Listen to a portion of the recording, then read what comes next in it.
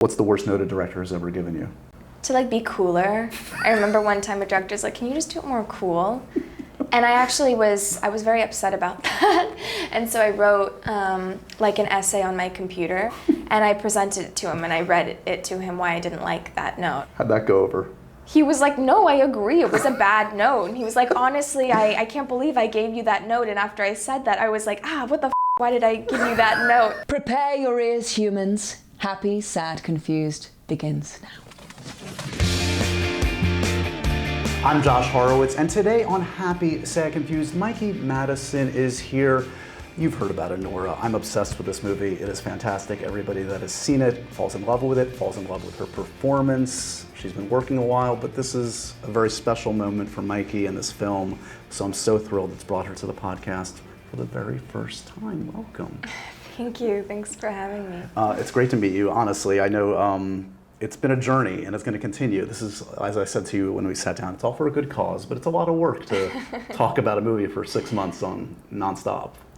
How you feeling? It is. No, I'm good. It's interesting. I've never experienced anything quite like this. But no, I'm lucky. I'm privileged to be in this position. Yeah. And I've always dreamed of being in a film like this. So to me, it's all worth it. Even if at times it is a lot of talking and it's a lot of meeting. Don't you know the story of Anora by now? Don't you know how I came to it, guys? I've said this story 1,000 times, but... I know, and some people are so good at that. Like some of my co-stars are able to kind of get into repeating the same story. I've noticed even with some of the same pauses, and I'm like, how do you do that? It's another acting exercise, isn't it? Because it's like, and I literally just had a very similar kind of conversation. So I talked to Paul Mescal at the end of his Gladiator 2 press tour. Right, yeah. And like, similar to you, this is a year of transformation, like a different kind. He's been working for a minute, but this is a whole nother level.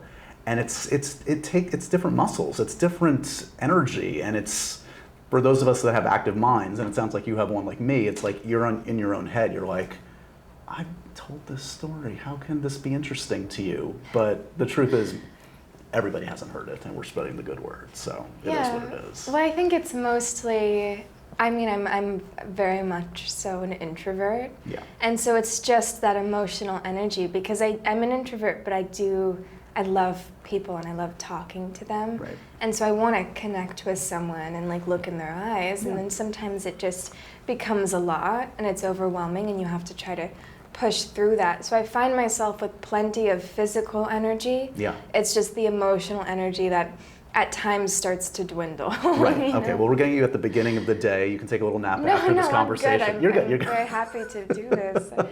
I just, I get it. Last night, to set the scene for folks watching or listening, was Gotham Awards, which is like one of those crazy rooms to be in, and you're going to be in a bunch of rooms the next few months. But like, it's everyone from Angelina Jolie and Timothée Chalamet and like legends and icons. What's that experience like for you? Are you able to enjoy that? Yes, I've made some nice friends recently that I've been seeing frequently, so it's always nice to see a friendly face. Yeah.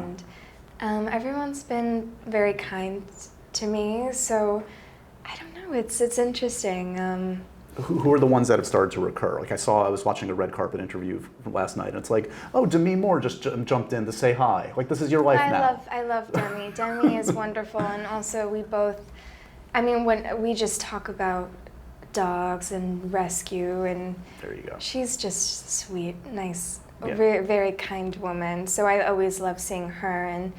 And Coleman won last night, and I'm so happy for him because I just recently saw Sing Sing. Sing Sing's amazing. It's amazing. And he is so, he is really one of those actors that just has this presence. You can't take your eyes off. Everything. The voice, it's this commanding energy and this deep emotionality that he's able to tap into. And then also he's just an incredibly kind, sweet person. So I always love seeing him. But yeah, to see his film recently, absolutely incredible. One of my favorites this year, I think. Yeah. It's great to see someone like him who's, you know, at a different stage in his life, and like just in the last few years, it's like the world discovered. I mean, a lot of people knew Coleman Domingo's work, but like to see him now get these kind of opportunities, it's like it's his time, and I'm so happy for him. I saw actually the other night, I did an event with Natasha Lyonne, and I saw then later that night, I see photos of you, Natasha, Coleman, Brian Tyree Henry. Again, cool crowd to hang out with. Such sweet people, Yeah. and yeah, everyone's been very nice. I think a lot of people have sort of just swooped in, and like, I think people can sense my like vulnerable energy, perhaps. Right, protecting you. It's And going to so- be okay, Mikey. No, but it's nice. I do also feel generally that I've met so many amazing women that I look up to, have looked up to my entire career. Yeah. And I feel this like connection through womanhood and just women like being there for me, and Right. I'm trying to be there for other women as well, and I really feel that. Right. And it's nice because I've always wanted that, do you know what I mean? Yeah. To have that camaraderie and that sort of, I don't know, it's nice.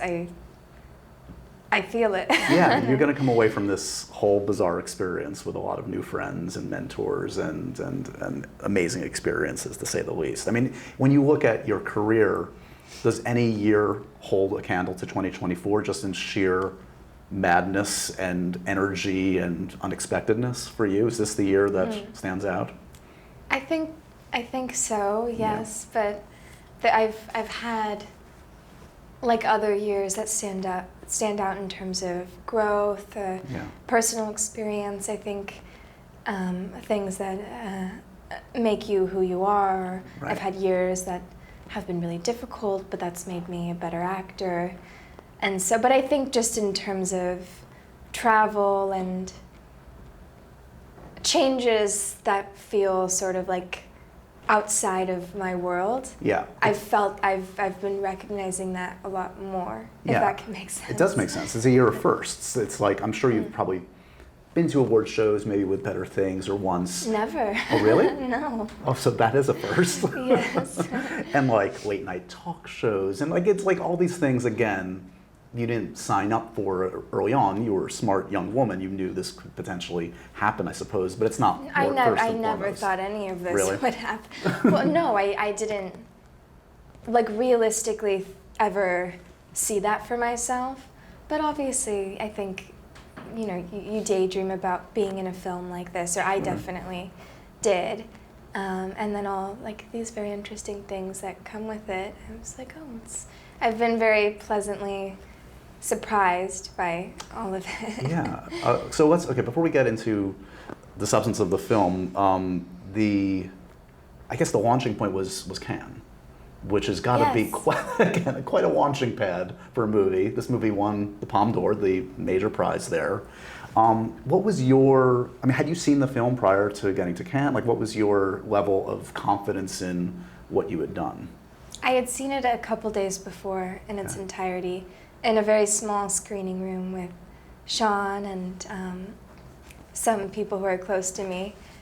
And Sean had invited me into the editing room because I was, we were heavily collaborating for a long time on this film, and he was like, you want to come into the editing room? And I was like hardcore avoiding it for like a year. I was like, no. And at this point I was like, I can't go, it's almost done. And then there was a point where I was like, okay, I'm ready to see it. And he was like, well, I'm not ready for you to see it now.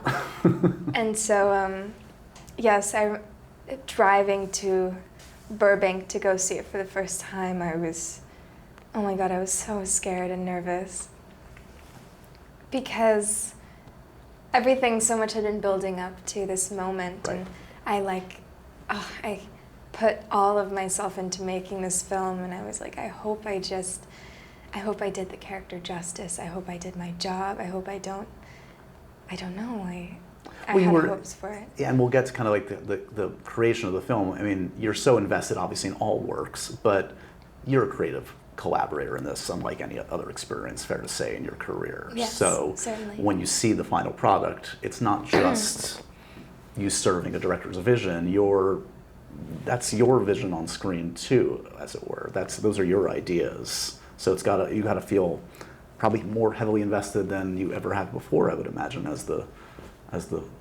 images start to flicker. In a lot of ways, yes. And I think I also had sort of delved deeper into the process of bringing this character to life. Yeah. And she was so different from me, so different from any character I've ever played. And I threw myself into what felt like really big transformations. And so I was like, I wonder what it's going to feel like to see this. Because I had been avoiding it.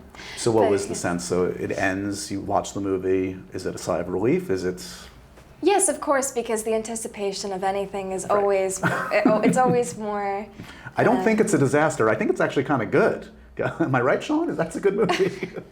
I loved it, but Yeah. I think that's just how anxiety works, at least for Yes. me. The anticipation's worse than actually going to do something or to talk to someone or to see your work. Yeah. But no, I loved it. But I think the first time I watched it, it was hard for me to get a sense of the film as a whole because I was sort of you're looking at certain things, and I was thinking about it more from an actor's perspective as opposed to Right. as an audience member. But then when I saw it at Cannes a few days later for the second time, I was able to sit back and I'm like, we already saw it.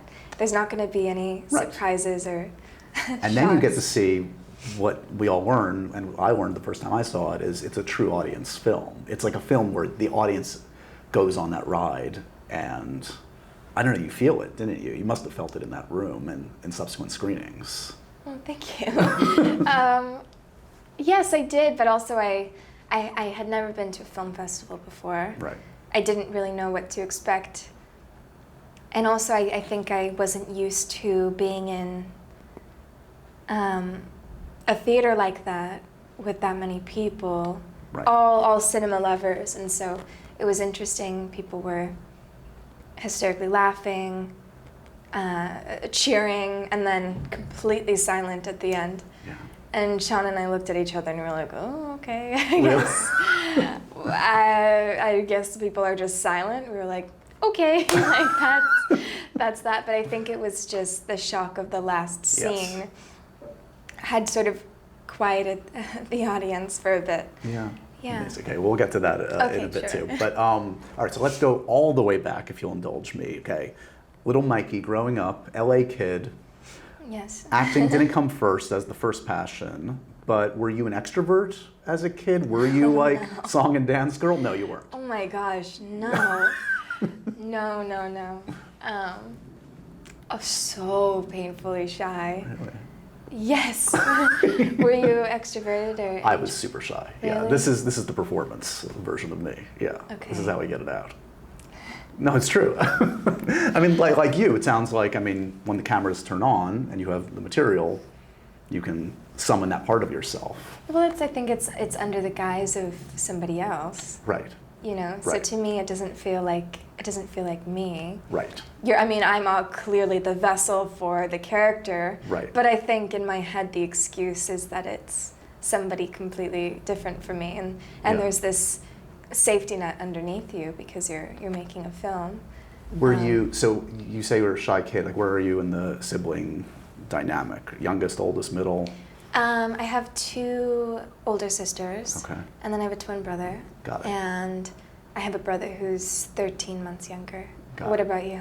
I'm the youngest of 3. Oh, are you the youngest? Yeah, so I think, they weren't paying attention to me. I could go read in the corner and go see Really? movies. Yeah. I thought the youngest is always the baby of the family. Well, yeah, they definitely babied me, but they also I feel like left me to my own devices for good or for bad. Interesting. Yeah, Okay. so skipped a lot of school and watched a lot of movies while they weren't looking in high school. Did But that you? served me well, Mikey. It worked out.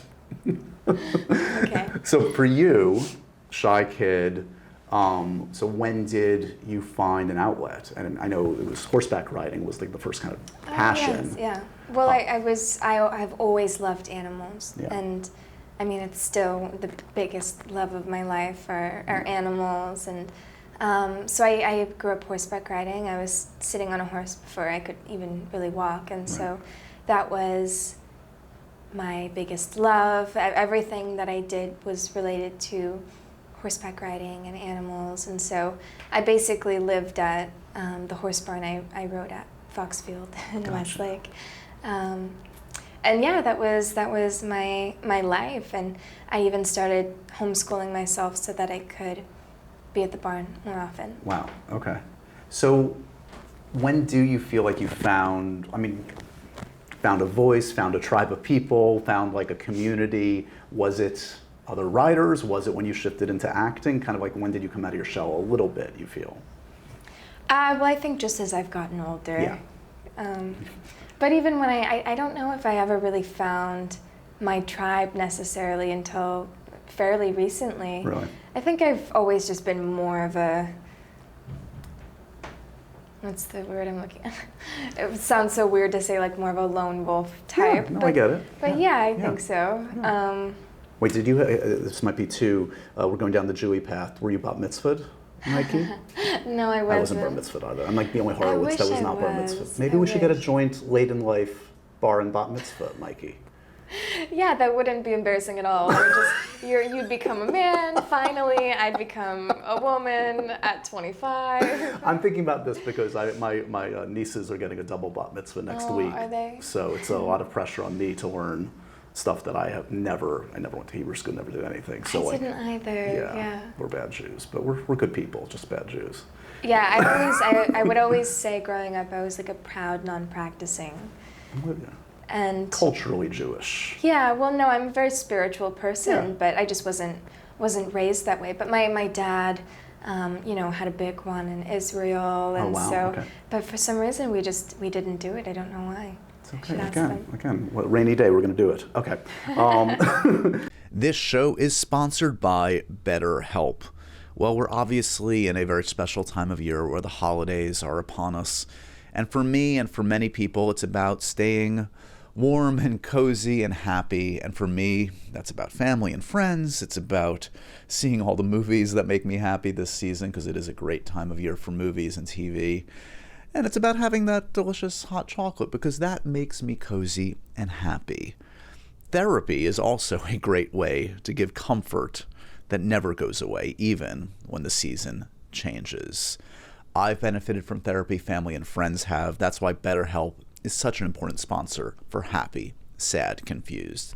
If you're thinking of starting therapy, give BetterHelp a try. It's entirely online. It's designed to be convenient for you and flexible and suited to your very busy schedule.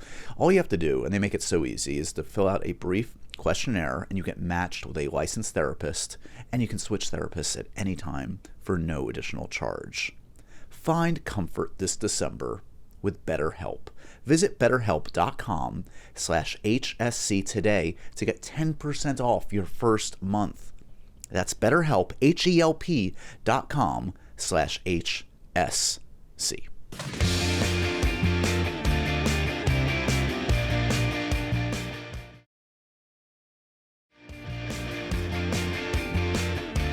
Okay, so when do you start to perform, and how does it happen? I think when I was maybe 13 or 14, I became really interested in film, and I've always loved movies, and so some curiosity was sparked in me about wanting to explore, understand what that might feel like, or who these people are that are making these films. And I had nobody in my family is in the industry, and so I think in my head I loved John Hughes films. I loved, like films from the 80s, classic coming-of-age movies, and so I was obsessed with Pretty in Pink and 16 Candles, and so I had seen Pretty in Pink, and I felt so inspired by that film, so moved by it, and I was like, I feel like I need to connect myself to something within this, and I was like, well, maybe I want to be a fashion designer or seamstress, and so I took sewing lessons, and I was like, maybe not. I Plan B. I made a Hawaiian shirt, Oh. and I made my mom an apron, and I was like, this isn't it. This isn't. The Lucrative Apron Business by Mikey Madison. Yeah. It's actually, I wore that apron cooking Thanksgiving dinner just a couple days ago. There you go. You're still getting good use out of it. Yeah, once a year it gets used by me making Thanksgiving dinner for my family. So you mentioned, yeah, I've heard you mention the John Hughes movies. I've heard you clearly have good taste. You mentioned Princess Diaries, Stand By Me. You run the gamut, Mikey. What were the films like you could recite by heart? Like if I caught you at 13 or 14, what were you obsessed with? Recite by heart. Well, I could probably recite Almost Famous by heart now. That's a good one. I watch that film every day on my birthday. Really? That's a tradition? Yeah. Penny Lane, like just the whole... Oh, all of it, just all of it. All the characters, the women, and the band. I just adore that film, and it's very nostalgic to me. Is there a film that you can recite by heart? I mean, 1,000. It's the only thing I'm upset. This is my life. Yeah. Of course. Almost Famous is up there. Cameron Crowe, early Cameron Crowe is very special. Yeah. I'm just thinking of I've quoted that movie so many times. I'm just one of the out of focus guys. So good, so good. Yeah, whenever I'm about to jump into a pool, I'm right, you're a golden god. Everyone's like, what? You have mentioned Princess Diaries. Do you see a part for you in the long-awaited Princess Diaries 3, which apparently is actually happening, Mikey? Is it happening? Yeah, I think it actually. Oh God, I love those films. You like Royal Engagement as well. You like the second one. Yes, of course. The first one I think is obviously my favorite. The second is great too. Well, we have Chris Pine involved, then we get that. Yeah. I mean, if there's a role for me, I would be there in a heartbeat. But regardless, I'm just excited to see what they'll possibly make again. Can you imagine? Because I think I grew up with those films. Yeah. And Julie Andrews. The best. Icon. Yeah. So anything on the Josh Horowitz-y geeky side of things, it will surprise you to no end, I'm sure, to know that I was, of course, comic book, Star Wars, Lord of the Rings, all that stuff. I mean, I love it all. Yeah. Anything on that side of the ledger that were you a genre person? Are you a genre person, or is it not your thing? I do love horror film. I love to watch horror film. If I'm home alone, I'm like, I'd like to just put something on. Yeah. But I honestly never quite got into sci-fi yet. Okay. But you're young yet. You got time. But I do appreciate that, and it's interesting to sort of. There's such huge fan bases for those films, and I like that community. I think is nice that people have created around those genres. Huge, and then of course, obviously, we can talk about this now. I was going to talk later. Scream. When you get involved in that, is that an odd one then? Almost an outsider entering that as an iconic part of that franchise. Did that was the distance almost helpful to not have the baggage of pressure that it wasn't necessarily part of your DNA, those films? I was completely unaware of the fan base. I think ignorantly unaware. And obviously now I know how incredible that community is and how much people adore those films. But for me, I was just like, God, this seems like a really fun character. Yeah. And I'm in the middle of the pandemic. I'm gonna get to leave my parents' house and go film this fun movie that's gonna make people laugh and scream and have a good time at the theaters. This is a no-brainer job for me. And then also that they were interested in me being one of these, the twist at the end. I was like, this sounds fun. I would love to do this. And so, obviously, afterwards, I learned.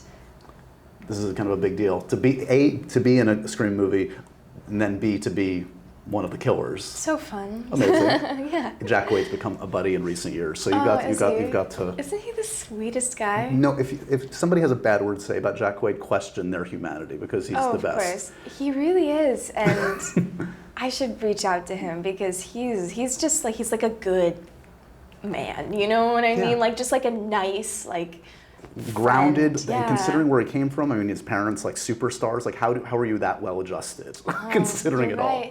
It's true because he is so completely unique. Jack, grounded. Yeah. I always forgot who his parents were. Right. We just did a 10th anniversary event for my podcast at New York Comic Con, and Jack we had David Harbour on the panel from Stranger Things, and I convinced Jack, I'm like, what if you come out dressed as a Demogorgon to surprise David? And he's like, great idea, I'll do it. Sounds like something he would want to do. The best. Did you ever get a chance to see, considering the pandemic and all that, to see a crowd react to you being revealed as the killer in Scream? No, I don't think I did. No. Oh, that's a shame. I'm thinking about like all your films. They all have kind of like, they're great audience movies, like especially pertaining to things that happen with your character. All right, so let's backtrack. Better Things. Yes. The legend that is Pamela Adlon. Did you realize the opportunity, the uniqueness of that opportunity when it came around at first? I think I was almost 16 when we shot the pilot, and so I was auditioning, going through pilot season and auditioning, oh gosh, count hundreds of times probably. And I really liked the script of the pilot. I thought the character was interesting, and I was a fan of the creators of this show. Yep. And so to me, I thought, oh, this is something interesting. I really loved it, and I felt like, oh, maybe I actually have a real possible shot here. Yeah. And then I got the pilot, which was an absolute huge dream come true for me. I remember getting it and like jumping up and down on my bed. I was like, I cannot believe that this is going to be my life, that I got this job. And then obviously it lasted for so long, and I was able to kind of, like, I started the show a girl, and then I kind of left a woman, which is quite interesting. Yeah.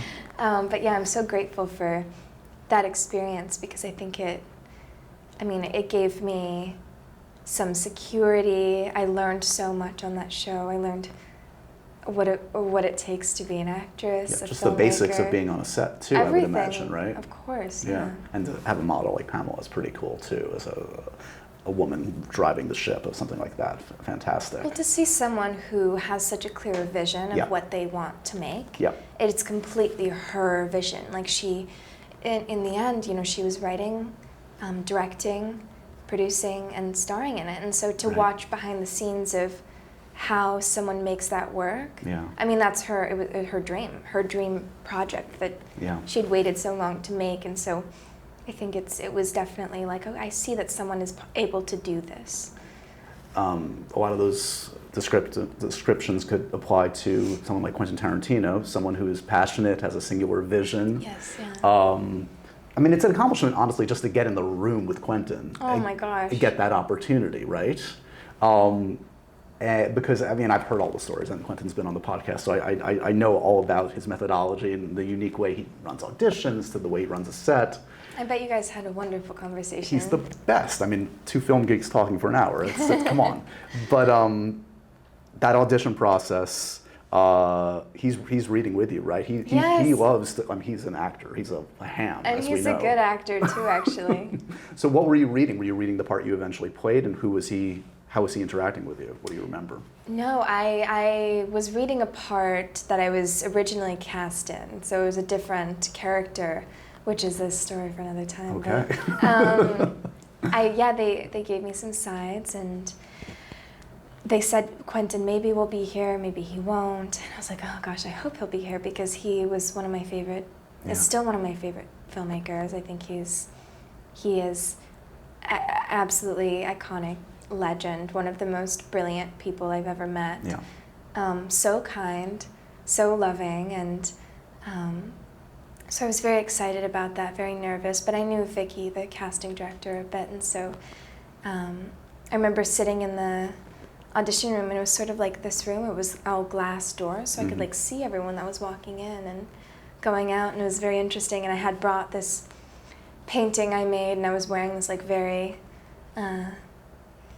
loud 60s outfit, and I had no shoes, and I really just committed to it. And I was like, maybe I can hide my painting behind the chair so I don't have to bring it in, because I feel like maybe this is too much. And then I was like, screw it, I'm just gonna do it, whatever. And so how does that play out, the painting part of it? Like he walks in, you're like, I brought you this painting? Like, I don't remember. I don't know. I was 19 and ballsy. I mean, I love it. It got you the role partially, so good for you.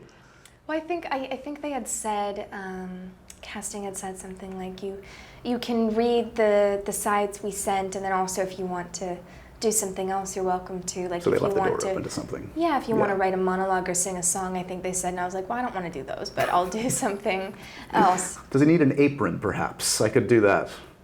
If I was 12, maybe I could probably make him an apron in a sewing class, a children's sewing class. Yeah, but I was really into painting at the time, Got and it. so I turned my parents' garage into a little studio, and so I really made this sort of acid trippy painting, and I was like, well, let's go a step further, and I sewed a piece of my hair into it, and I wrote this poem and just presented it to him in a very dramatic fashion, and it was fun. You That's so don't get to cool. do that in auditions. Yeah. So Who is the painting now? Quentin has it. Yes, I hope he has it. I don't know actually. I'm assuming maybe it's somewhere, but Right. I knew that I had the role because when I walked into the chemistry read, it was hanging up on. I was like, oh, That's a cool way that to find means out. Yeah, something. yeah. So that's a role. I mean, everybody's so good in that movie. Talk about like a modern classic. Like I've watched that movie so many times. I mean, you have to go for it, especially like towards the end when you really get to chew on some stuff. Like talk about an acid trip. You're high as a kite. You're out there. yes. Like what are his directions to you? Can you go too big in that scene in the car and in the house? What do you recall of kind of approaching that? I think he's wonderful. He's so trusting of his actors. I think because he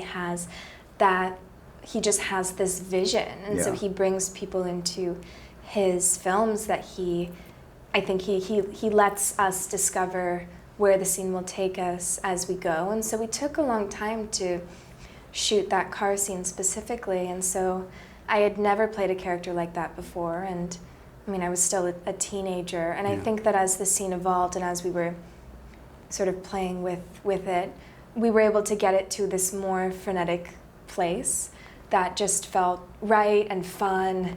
And I mean, in real life, those people were in the back seat of that car, which was a real replica of the car that that group from the Manson family drove to that home. And so it was pretty eerie, and they were snorting coke out of a baby bottle, and so that's what was actually happening. And so we were kind of talking about that, and we're like, well, I was sort of getting into this different headspace, and Quentin was like, let's just keep where you're at right now, let's keep going with this sort of energy. And God, it was so fun to play a character like that. I had never...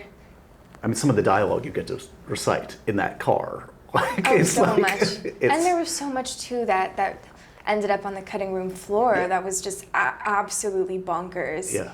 And so much fun. More bonkers than what ended up in the film. Trying to remember. I think there were some, like, I mean, Quentin is one of a kind screenwriter, and He's got away with profanity and everything and anything. He can make it beautiful. He can make it like gorgeous to listen to. Yeah, but in a way that is, it's so in his. There's a rhythm to how he writes. Yeah. And you see it all over every page. Yes. Every page of his scripts, and so I think there was this one line I can't remember, but I gave him like an actual 60s like butcher knife at the end of production. I think I inscribed one of the quotes of my character that was on the cutting room floor, but pretty nuts. But so fun, and I think it really opened me up as an actress into a different kind of acting that I like more to be possibly more of a character actress at times. Right. And I was also able to watch Austin Butler, who is so amazing, and I had never seen actors work in that particular way in terms of like emotional preparation, and I was able to watch him have the curtains pulled back and see how an actor like that works, and it really inspired me, and I feel that I learned a lot watching all these amazing actors do what they do, and I was so young, and so it was nice for me to be like, oh, maybe this is something I could, Right. I don't know, I get to learn more about. There's a path there. Yeah, no, I Yeah. mean, no surprise to see what he's done in recent years too. Another gem of a person, as you well know.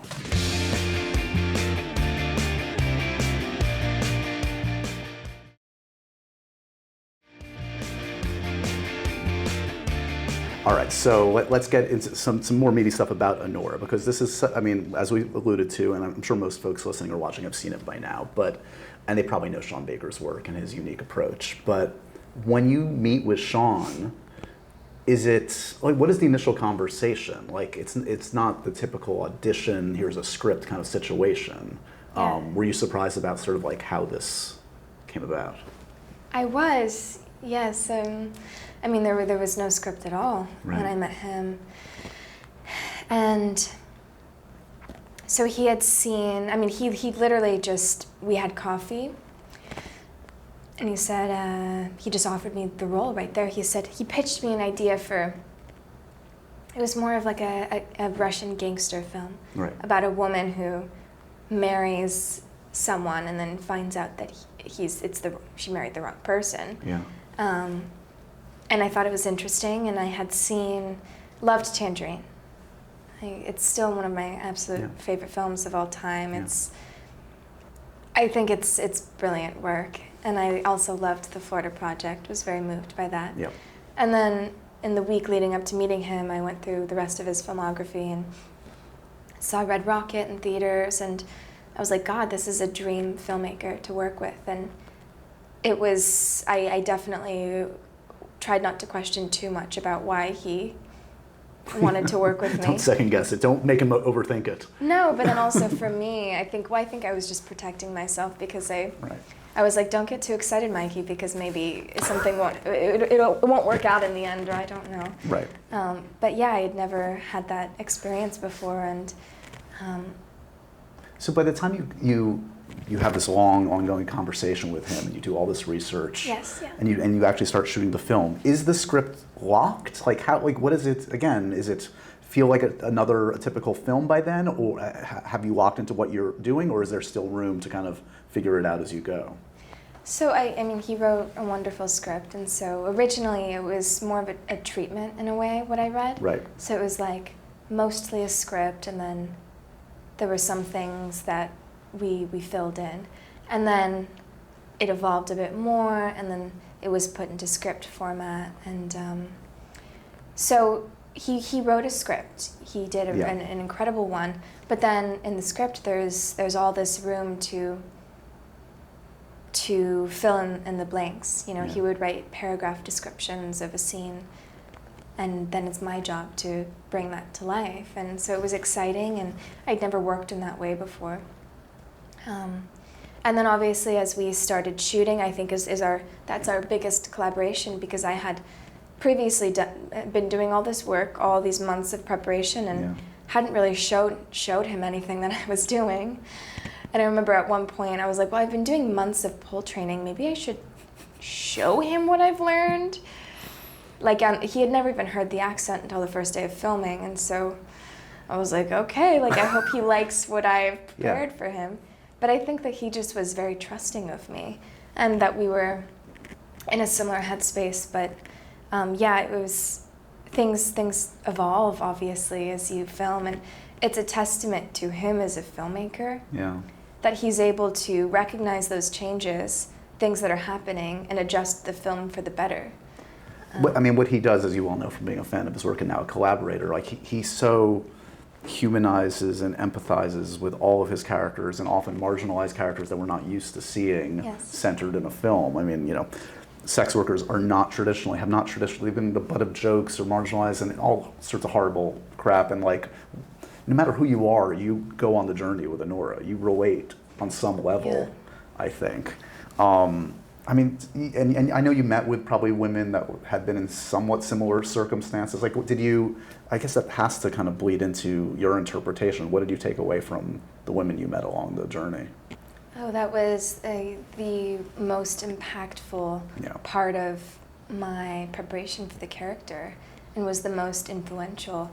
I'm so grateful that we were able to bring on consultants to the film, because these consultants guided me towards truth and authenticity. And I think that the character in the film would just be different if we didn't have these incredible women that I was able to speak to. And so we had multiple consultants, and then our chief consultant, Andrea Werhan, is a woman who wrote this beautiful memoir that I connected to. She had this like wicked sense of humor, and I loved the way that she talked about her work, and I felt like, oh, this is, like I was just like post-it noting it and like underlining, and I was like, this, I feel like Annie would connect to her. Yeah.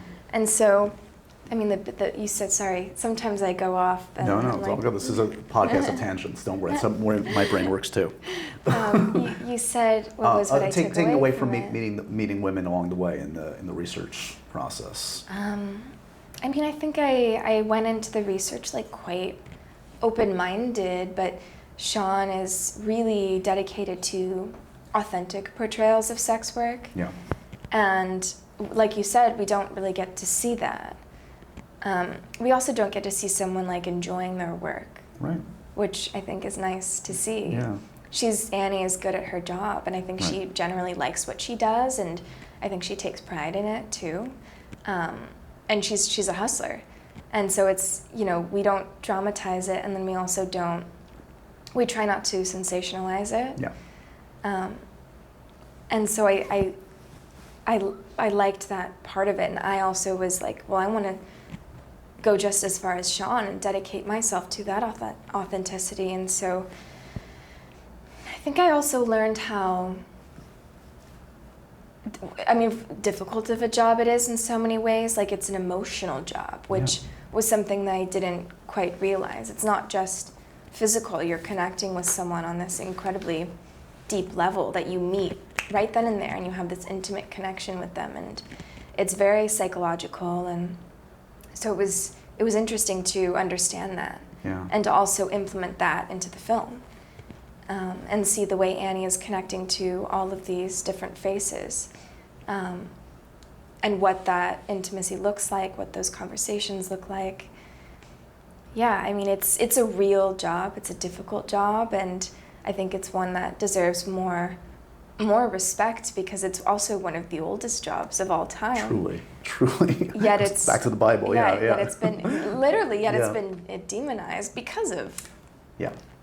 Yeah. As we alluded to, this movie has connected with everybody that's seen it, and because of that, and because of this amazing performance, you're at a really cool place in your career where I'm sure you're getting a chance to meet people that you haven't met before, see scripts you never would have seen before, and I'm always fascinated talking to folks like at these pivot points, because now you're going to have more choice than you've ever had before, and most actors have no choice. They take the job that's presented to them. So what's your guiding force, idea? What are you chasing now as you make these pivotal next steps, you think? I think that I would love to follow along the path of filmmaking specifically. Like, to me, I think that at the moment my biggest passion is acting in conjunction with filmmaking. Right.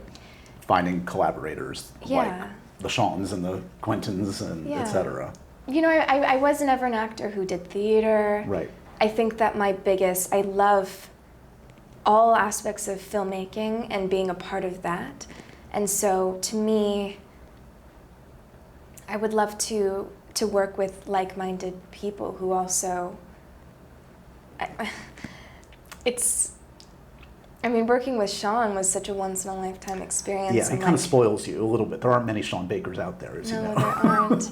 But there are a lot of, I've been able to discover there's so much talent and so many people who are dedicated and in love with the classic way of filmmaking, and sort of keeping that alive, and that's something I really love too. So I think it's, for me, I just want to keep that connection going, and there's lots of people I dream of working with one day.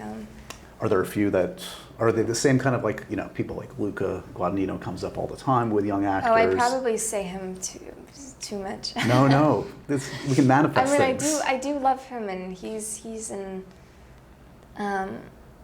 a beautiful filmmaker. Yeah. I mean, there's so many. Sorry, I interrupted you. No, it's exactly what we're talking about. Just like who are the? I mean, he's somebody that makes sense, especially for younger actors, because he sees all the facets of youth. I feel like, and most anybody, you know, the cliche is like 25 and under roles are pretty thinly written generally, and somehow he really, like, I don't know, gives the respect that everybody deserves, the full emotional range that young people go through. So I get why young performers are so excited to collaborate with him. It is true though what you said. I mean, I've seen a lot of what is available right now for someone my age or somebody like me, and it's interesting. I'm like, gosh, like there's such a curiosity and like focus on youth, and yet it's so one-dimensional. Yeah. And I've played those roles before. Sure. And I always saw that as a challenge in a way, or something interesting. Like, I've always been grateful for every job I've had. And I've been like, okay, how can I take this character and make her something more complicated, more complex, more real and honest? But I've been seeing a little bit of like the flip side of that, and been able to read some really interesting things and meet some directors who it's been different. I've definitely noticed a shift, and I'm grateful for that, you know. Well, I'm excited to see what kind of things we're talking about in the future. I'm going to end with this, Mikey. Be happy, sad, confused, profoundly random questions. Little off topic, some of them. Some are important to you. Like the first one, we were talking as you sat down, dogs or cats. Controversial because I think you have both. Both.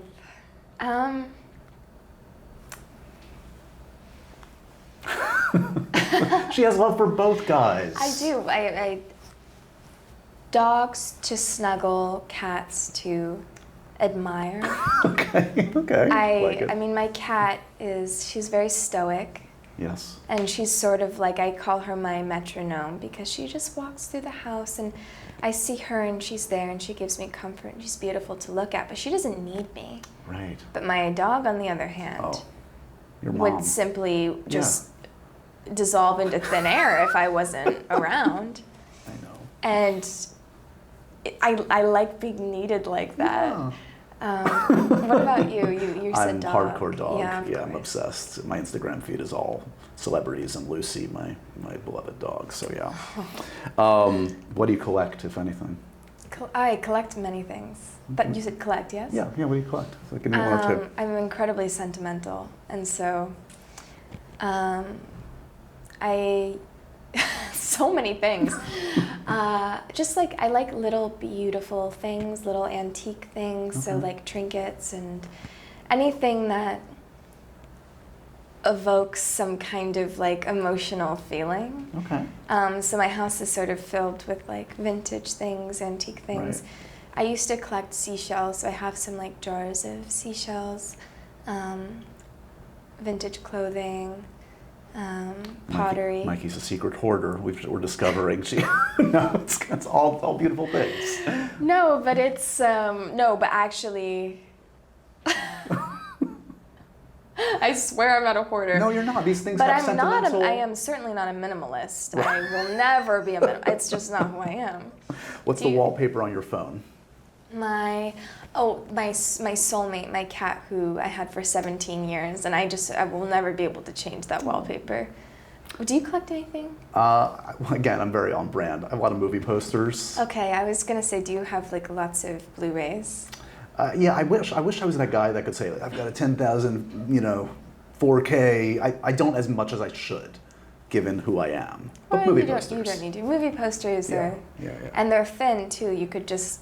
But I have nowhere to put them. I live in New York City, and like, real estate is at a premium. I need like a giant house. No, but you know what you should get? What's that?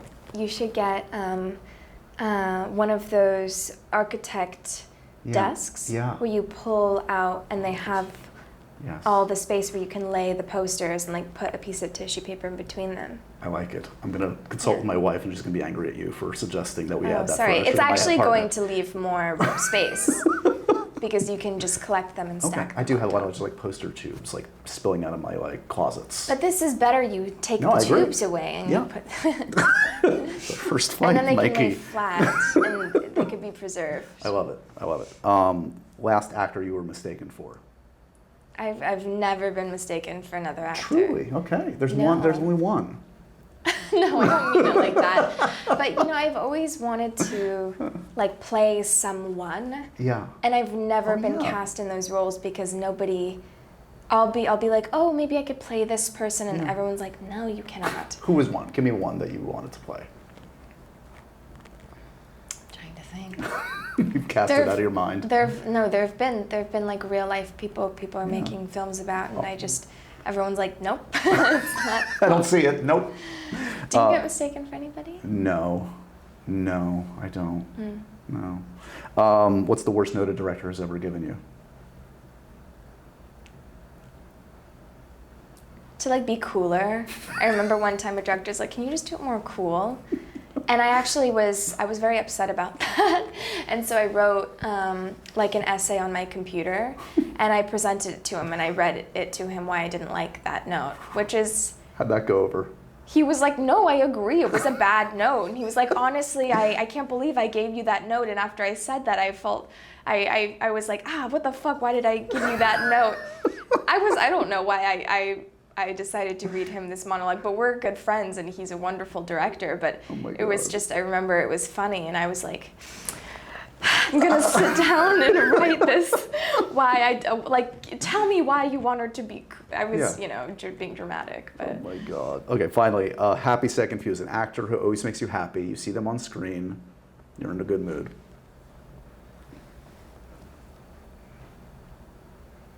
I love Alana Glazer. Oh, that's I a love good the one. Broad City Girls. Yeah.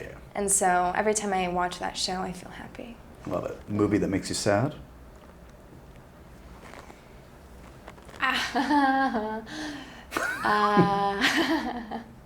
Whenever I'm asked questions like this, I'm It's like, I've never seen a movie never before. seen a Yeah, movie. exactly. I get it.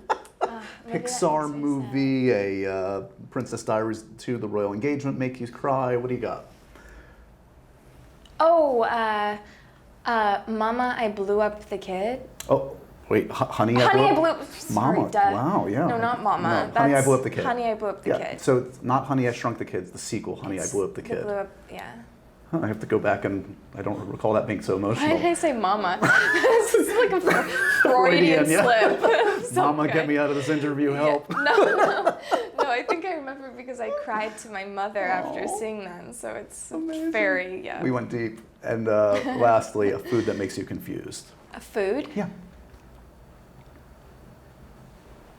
You see it on the menu. Beets. I don't understand why people Yes. like them, Yeah.